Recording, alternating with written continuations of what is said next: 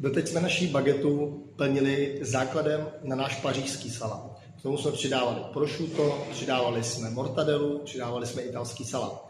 Vaše zpětná vazba byla taková, že vám to příliš nechutná a já to respektuju. Dneska vám ukážu naši novou verzi, tak sledujte.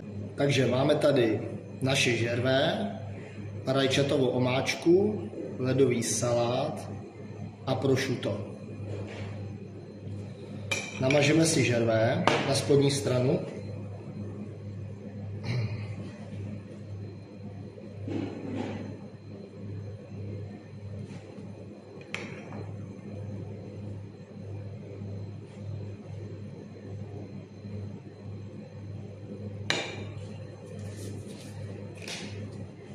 Na vrchní stranu si namažeme rajčatovou omáčku.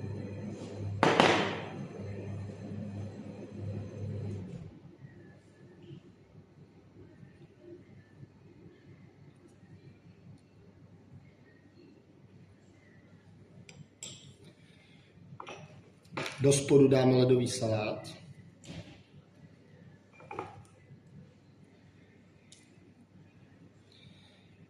A vložíme prosciutto.